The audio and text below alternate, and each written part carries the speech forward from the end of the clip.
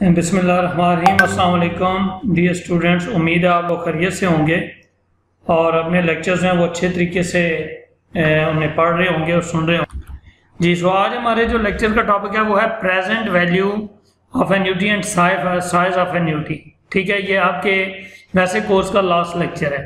ठीक है, हम इस लेक्चर में जाने से पहले देखते हैं कि लास्ट लेक्चर में हमने क्या पढ़ा था। लास्ट में हमने एन्युटी, बेसिक जो एन्युटी थी उसकी डेफिनेशन पढ़ी थी और फिर हमने कहा था कि फ्यूचर वैल्यू ऑफ एन्युटी या सम ऑफ एन्युटी क्या होगी, यानी जो हम एक इंस्टॉलमेंट की फॉर्म में पेमेंट्स करते जाते हैं, चाहे वो मंथली इंस्टॉलमेंट्स हों या क्वार्टरली हों या सेमी एनुअली हों या एनुअली हों, तो वो जब एक रकम इकट्ठी जमा होती रहती है, हर अगर फर्ज करें हर साल की इंस्टॉलमेंट्स और 12 साल तक ये जमा होती रहती है, जैसा कि इंश्योरेंस कंपनीज करती हैं, तो 12 साल बाद आपको ना उस रकम के ऊपर जितना इंटरेस्ट बन रहा होता है हर एक सीरीज के ऊपर, क्योंकि हर एक साल के बाद एक नई सीरीज शुरू हो जाती है उस 12 साल पे जाके ख़त्म होने के लिए, तो उन पे जितना अमाउंट बनती है वो सारा लम सम करके आपको जो अमाउंट देते हैं that is sum of annuity.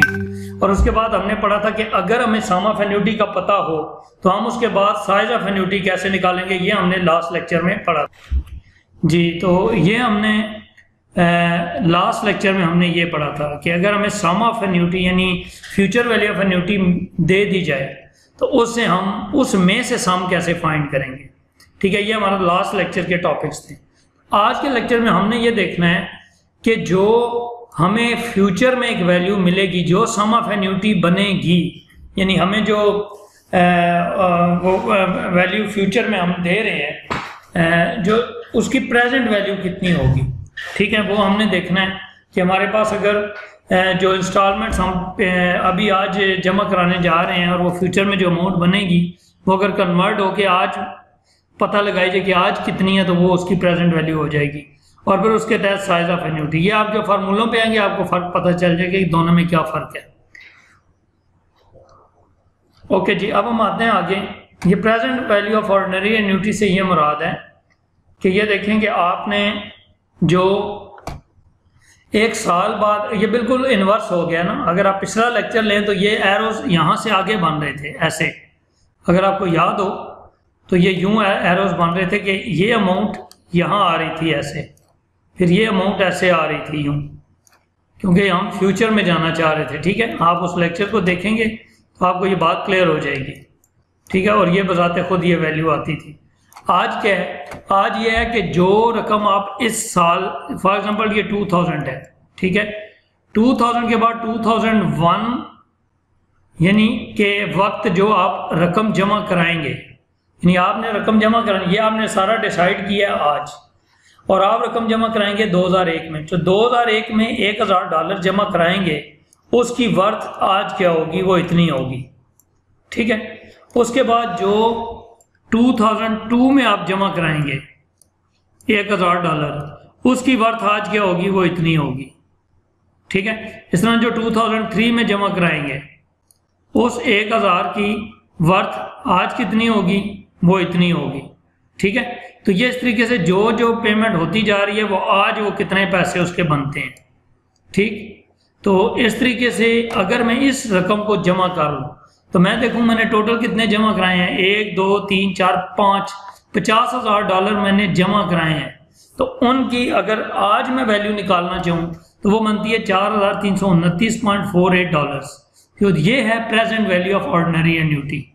ठीक है, कि जो हमारी हमारी एनुअल पेमेंट्स जा रही हैं, जो भी उनका सम बनेगा, हम सम से प्रेजेंट में नहीं आ रहे, हम ये देख रहे हैं कि अगर हमें वो एन्युटी का साइज दिया हो यानी आर की वैल्यू दी हो तो हम ये बताएं कि आज उन तमाम पेमेंट्स के बाद वो जितनी भी रकम सम अप होगी उसको फाइंड किए बगैर, उससे प्रेजेंट वैल्यू पे आए बगैर हम डायरेक्ट ये बता सकें किसी फार्मूले के तहत आर की वैल्यू पुट करके कि उसकी प्रेजेंट वैल्यू क्या होगी। तो उसके लिए ये फार्मूला होगा, देखें इसमें कहीं SN नहीं इस्तेमाल हो रहा, इसमें क्या इस्तेमाल हो रहा है, ये एन्युटी का साइज है, यानी जो आपकी एनुअल या मंथली या क्वार्टरली जो भी पेमेंट है ये आर है, और वो कह रहे हैं इतनी ये पेमेंट्स आप दे रहे हैं और इतने इंटरेस्ट से दे रहे हैं और इतनी इंस्टॉलमेंट्स दे रहे हैं, ये जितनी भी रकम बनेगी हमें इससे गरज नहीं है, हम ये कह रहे हैं कि आज उसकी वर्थ कितनी होगी, तो वो ए हो जाएगा। ठीक है, तो ये हो जाएगा R amount of annuity, interest rate per period, number of annuity payments n हो गया और a present value of the annuity, ठीक है। और उसके बाद साइज ऑफ एन्यूटी क्या होगा, ऑफ कोर्स इसमें से अगर मैं r को एक तरफ रहने दूं और ये चीज इधर ले जाऊं तो मेरे पास ये फार्मूला बन जाएगा, बस इतना सा फर्क है। सो पिछले लेक्चर में और इसमें सिमिलरिटी क्या है कि उसमें भी एक फार्मूले से दूसरा फार्मूला निकालते थे, उसमें भी हम सम ऑफ एन्यूटी फाइंड करते थे, उससे हम r पे वापस आते थे। इसमें हम प्रेजेंट वैल्यू ऑफ एन्यूटी करते हैं और उससे हम r पे वापस आ रहे हैं। तो दोनों में कॉमन चीज क्या है, r कॉमन है। जो इंस्टॉलमेंट की पेमेंट है ना वो दोनों लेक्चर्स में कॉमन है। उस लेक्चर में इंस्टॉलमेंट की पेमेंट दे के हम ये फाइंड करते थे कि फ्यूचर में इन तमाम इंस्टॉलमेंट्स की वर्थ कितनी बनेगी। आज हम कह रहे हैं कि हम ये सारी इंस्टॉलमेंट्स दे रहे हैं, बताएं कि वो जितनी भी अमाउंट फ्यूचर में बनेगी उसकी आज वर्थ कितनी बनेगी। फिर दोहरा देता हूँ, पिछले लेक्चर में ये था कि हम ये जितने पैसे दे रहे हैं ये फ्यूचर में सम अप होके कितने बनेंगे, और इस लेक्चर में क्या है कि हम जितने भी पैसे दे रहे हैं उनकी आज वर्थ कितनी होगी। तो ये दोनों में फर्क है, ठीक है जी।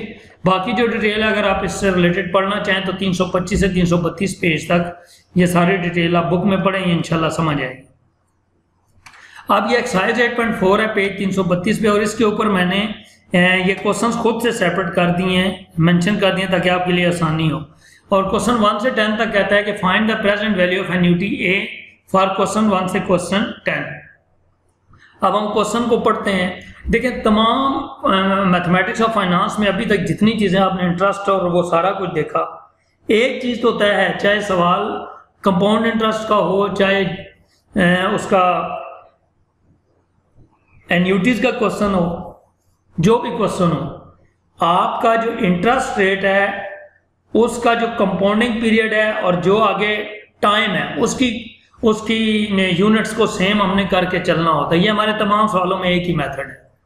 तो ये नहीं कि हम कंपाउंड अमाउंट के लिए हम उसको इंटरेस्ट को अकॉर्डिंग टू टाइम एडजस्ट करते थे और इधर नहीं करते, ऐसी बात नहीं है। वो तमाम रूल्स वही हैं। इंटरेस्ट और एन के दरमियान जो रिश्ता है वो वही है, चाहे वो कंपाउंड अमाउंट का सवाल हो, चाहे एन्यूटीज का हो, जो भी हो, बाकी चीजें वेरी करती हैं जी।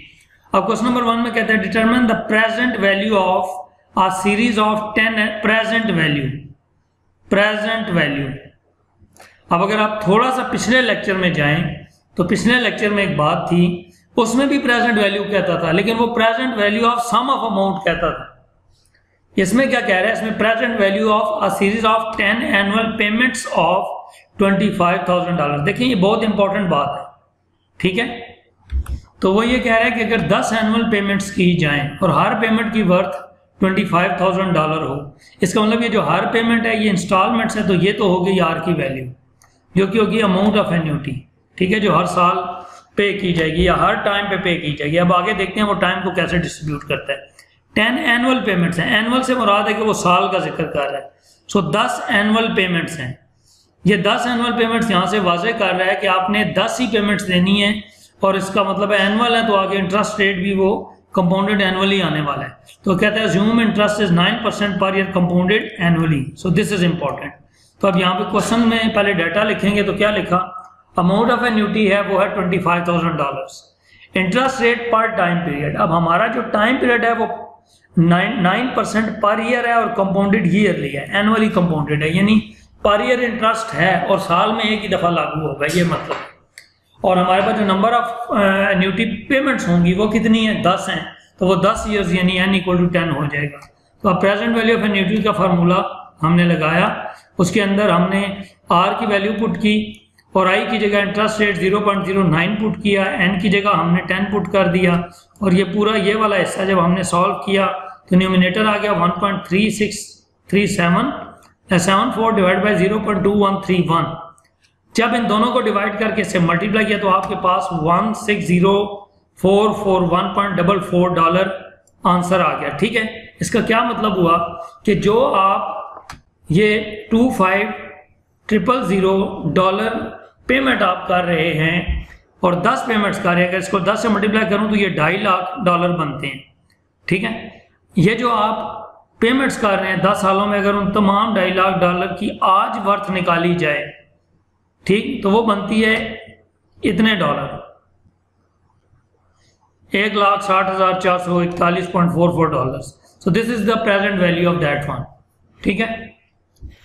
उसके बाद ये है कि आगे फिर बी पार्ट है, इसमें सिर्फ फ़र्क ये है कि सेमी एनुअली कह रहा है और ये कह रहा है determine the present value of series of 25 semi annual payments. 25 semi annual, 25 semi annuals हैं ये, इनको साल नहीं पढ़ना, सामने लिखा हुआ सेमी एनुअल और हर पेमेंट 10,000 की है। तो साइज ऑफ एन्युटी 10,000 आ गया और ईच बिगिन 6 मंथ, ज़ाहिर है सेमी एनुअल है तो वो 6 महीने के बाद बनती है। तो यहाँ पे क्या हो गया, अब आपका जो इंटरेस्ट है वो 10% है तो पर ईयर, लेकिन कंपाउंडेड सेमी एनुअली है। तो सेमी एनुअली कंपाउंडेड होने की वजह से डिवाइडेड बाय 2 करके हम पर सेमी एनुअल इंटरेस्ट निकालेंगे। ये तो एनुअल इंटरेस्ट है ना, लेकिन कंपाउंडेड सेमी एनुअली है तो हमें इंटरेस्ट चाहिए semi annual compounded semi annual पे। तो 5% आ गया जैसे हम पहले करते रहे। और आपके पास जो 12.5 ईयर्स थे, ठीक है जी। तो हमारे पास यहाँ पे जो साइज ऑफ एन्युटी है वो 10,000 आ गया और interest 10% per year compounded semi annually था। तो जब 2 पे डिवाइड किया तो ये 5% semi annual compounded semi annually हो गया। और आपके पास जो 25 सेमी एनुअल पेमेंट्स हैं तो वो 25 ही रहा और अगर ईयर्स में लिखें तो 12.5 है, ठीक है जी। उसके आगे हमारे पास प्रेजेंट वैल्यू ऑफ एन्युटी का हमने वो फार्मूला लगाया जो हमने ऊपर पढ़ा था। अब उसके अंदर हमने आर की जगह ये वैल्यू पुट कर दी और बाकी इंटरेस्ट की जगह 5% और एन की जगह 25 और सारा सॉल्व करने के बाद आपको प्रेजेंट वैल्यू ऑफ एन्युटी जो है वो ए मिल गया 140,939.45। और नेक्स्ट क्वेश्चन में सिर्फ उसमें क्वार्टरली है, ठीक है। आप क्वार्टर पे इसको डिवाइड करेंगे तो 10% का क्वार्टरली इंटरेस्ट 2.5% यानी 2.5% बन गया और 30 क्वार्टरली पेमेंट्स के 7.5 ईयर्स बन गए। सो हम चूँकि क्वार्टर में इंटरेस्टेड हैं सो क्वार्टरली हमारा 30 एन की वैल्यू रहेगी। इसी तरह जब हमने सारी वैल्यूज़ यहाँ पे पुट की तो हमारे पास $10465.15 प्रेजेंट वैल्यू आ गई। इस तरह क्वेश्चन नंबर 7 भी इसी तरह है। क्वेश्चन पढ़ लें, determine the present value of series of 60 monthly payments of $2,500 each begins 1 month from today। Okay, आज से 1 महीने बाद स्टार्ट होती है। assume the interest is 12% per year compounded monthly, ठीक। तो मंथली कंपाउंडेड की वजह से हमारा इंटरेस्ट 1% हो गया। इसको डिवाइड किया अगर हमने 12 पे 0.01 और उसके बाद एन जो है वो 60 मंथ्स बन के 5 सालों के और ये आपकी प्रेजेंट वैल्यू है। इसमें जब हमने पुट की तो हमारे पास ए की वैल्यू 112,387.60 आ गई। और इसी तरीके से आगे ये जो क्वेश्चंस हैं अगर आप इन तमाम क्वेश्चंस को लें तो सिर्फ इनमें फ़र्क यही हो रहा है कि कहीं पे वो कंपाउंडेड मंथली है, कहीं पे कंपाउंडेड सेमी एनुअली है, कहीं पे एनुअली है। तो वो जैसे भी कंपाउंडेड है उस हिसाब से इंटरेस्ट और एन चेंज हो जाएगा। ये क्वेश्चन नंबर 9 में कह रहा है person wants to buy a life insurance policy which would yield a large enough sum of money to provide the 20 annual payments. 20 annual payment से मुराद 20 साल of $50,000 to surviving member of the family. The payments would be begin 1 year from the time of death. ठीक, it is assumed that the interest could be earned on the sum received. This one if 8% per year compounded annually. तो इसमें 2 parts हैं। एक part में आप देखें ये ए हमने फाइंड करना है और दूसरे पार्ट में हमने इंटरेस्ट निकालना है और इंटरेस्ट का फार्मूला होता है NR माइनस ए, यानी हमने कितनी इंस्टॉलमेंट्स पे की हैं टोटल। ज़ाहिर है हर इंस्टॉलमेंट की एक फिक्स वैल्यू है 50,000 और 20 सालों तक हम पैसे देते रहे। तो जब 20 से मल्टीप्लाई किया तो ये वो पैसे हैं जो हमने दिए हैं और ये उसकी प्रेजेंट वर्थ है। तो जब हमने इसको माइनस किया तो इतना इंटरेस्ट उस पर बन जाएगा, ठीक है। इसी तरीके से ये अगला क्वेश्चन ये आप देख लेंगे और इसके अंदर उसने बताया है कि अगर ये 25,000 हो installment payment, semi annual payments हों और 20 ईयर पीरियड्स हो तो फिर हम उनको कैसे कंपेयर करेंगे। तो ये पूरा आंसर निकला हुआ और ये पूरी इसकी डिटेल यहाँ पे मेंशन है। इसको आप पढ़ लीजिएगा, फिर कोई मसला हो तो आप मुझसे डिस्कस कर सकते हैं जी। उसके बाद आगे क्वेश्चन नंबर 11 से 20 तक आपके पास जो सवाल हैं वो साइज ऑफ एन्युटी हैं कि अब आपके पास ए दिया हुआ होगा, वापस आपने आर पे आना है। तो क्वेश्चन देखते हैं, कहते हैं गिवन 250,000 टुडे, आज 215,000 आपको ये दिया हुआ है। Determine the equivalent series of 10 annual payments which could be generated beginning in the 1 year. कहता है बताएं वो 10 equivalent series of 10 equal payments, वो जो इक्वल पेमेंट्स होंगी ना उसकी सीरीज बनेगी, उसकी वैल्यू क्या होगी। ठीक है, तो इसका मतलब है कि आपसे वो जो एनुअल पेमेंट्स हो रही हैं हर पेमेंट की क्या वैल्यू होगी, चूंकि होगी वो सेम, हर एनुअल पेमेंट की वैल्यू वो सेम होगी। इस वजह से हमारे पास हमने फाइंड करना है कि वो आर की वैल्यू क्या होगी। ठीक है, क्वेश्चन मार्क की है, जबकि आपको ए गिवन होगा और इंटरेस्ट गिवन होगा और उसके बाद एन होगा। तो आप क्वेश्चन में देखते हैं कि ये पर ईयर है और interest 12% per year compounded annually है। एनुअली के हिसाब से इंटरेस्ट जो है वो 0.12 ही बना, 1 पे डिवाइड कर भी लें तो कोई फर्क नहीं पड़ता, और एन आपके पास 10 ईयर्स आ गए। अब आपने इसके अंदर जो साइज ऑफ एन्युटी आर का फार्मूला है वो उसका ये इसी फार्मूले को जैसे मैंने शुरू में बताया था कि आप एक ही फार्मूला जहन में रखें और उसकी वो दूसरी टर्म दूसरी तरफ ले जाएं तो ऑटोमेटिकली दूसरा फार्मूला बन जाएगा। इसके अंदर जब आपने सारी वैल्यूज प्लग इन की, ये वैल्यू आपने ए की पुट की, ये इंटरेस्ट की वैल्यूज पुट की, पावर 10, और सारा सॉल्व करने के बाद आपके पास जो साइज ऑफ एन्युटी है वो ये आ गया, यानी ये एन्युटी की पेमेंट है। अब आपने इंटरेस्ट जो फाइंड करना है तो वो कैसे फाइंड होगा, वो उसी तरीके से एन आर माइनस से, तो 10 से इसको मल्टीप्लाई किया और माइनस आपको जो आज वर्थ है वो 250,000 है, तो इसको माइनस करने से आपको 192,460.41 इंटरेस्ट आ गया। इसी तरीके से ये जो आगे क्वेश्चन नंबर 13 है इसमें और उसमें फ़र्क ये है कि ये क्वार्टरली कंपाउंड करा रहा है, बस इतनी ये आपके पास आज अमाउंट है $75,000,000 और ये 10% पर ईयर कंपाउंडेड क्वार्टरली है। क्वार्टरली की वजह से ये 2.5% हो जाएगा इंटरेस्ट और 5 सालों के 20 क्वार्टर्स बन जाएंगे। तो जब 20 क्वार्टरली पेमेंट्स कह रहा है तो आप सीधा 20 क्यू लिख लें या क्वार्टर्स लिख लें। तो उसी तरीके से आपने वैल्यूज पुट की तो आर की वैल्यू 481,103.47 आ गई और इंटरेस्ट की वैल्यू वही एन आर माइनस है। तो 20 पेमेंट्स हैं क्वार्टरली और ये आपने यहाँ पे आर की वैल्यू पुट की माइनस जो प्रेजेंट वैल्यू ऑफ एन्युटी है वो माइनस कर दी, तो आपके पास इंटरेस्ट आ गया कि इतना इंटरेस्ट बनेगा। जी क्वेश्चन नंबर 17 में इसी तरीके से ये सेमी एनुअली है, जी एनुअली है, सॉरी ये एनुअली है, ये आप खुद कर लेंगे, इसमें कोई मसला नहीं है।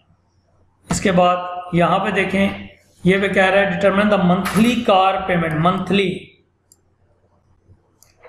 Payment necessity to repay this one automobile loan if the interest is computed at 12% per year compounded monthly. तो 12% का जब मंथली इंटरेस्ट निकाला तो वो 1% बन गया और 3 सालों के 36 मंथ्स बन गए। ठीक है, तो हर चीज़ मंथ्स में आ गई और उसके बाद आपने जब सारी वैल्यूज पुट की तो ये आपके पास एन्युटी का साइज आ गया और उसके बाद इंटरेस्ट की वैल्यू ये आ गई।